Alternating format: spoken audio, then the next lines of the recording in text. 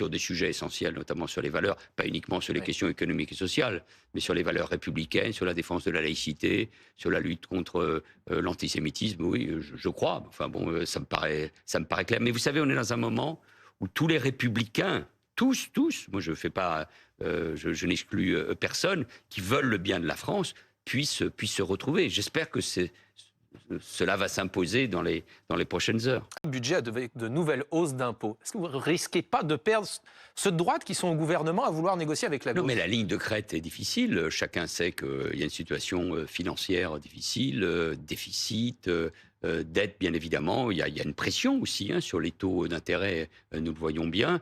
Et donc, personne n'imagine qu'on puisse revenir en arrière, ne pas avoir une réforme des retraites et ne pas tenir compte des comptes publics et sociaux. C'est ce que dit Gérard Larcher aussi. Ouais, on trouvera le chemin. Moi, je pense qu'il est possible. Attendons le discours du Premier ministre qui a de l'expérience. Et puis, ça discute, ça dialogue. Il est normal que chacun s'exprime. Mais on est dans une situation totalement inédite. D'une certaine manière, je la découvre, moi. Bon, moi, j'ai eu des frondeurs quand j'étais Premier ministre. Enfin, on pouvait gouverner. Là, c'est une situation depuis la dissolution qui est totalement inédite. Et donc, chacun doit apprendre, au fond, c'est cette méthode, à s'entendre. Et s'il y a une discussion, chacun devra faire un pas vers l'autre et trouver les bases du compromis. Le ministre de l'économie a reçu, sauf LFI qui n'a pas voulu se rendre à ces rendez-vous, a reçu tous les groupes, du RN jusqu'aux écologistes, en passant par les socialistes, les groupes de ce qu'on appelle le socle commun, ceux qui soutiennent le gouvernement. Ça me paraît une bonne chose, c'est nécessaire. Mais il ne faut pas perdre, vous avez raison, les objectifs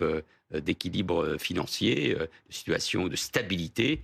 Encore une fois, je pense que c'est possible parce que les Français nous le demandent.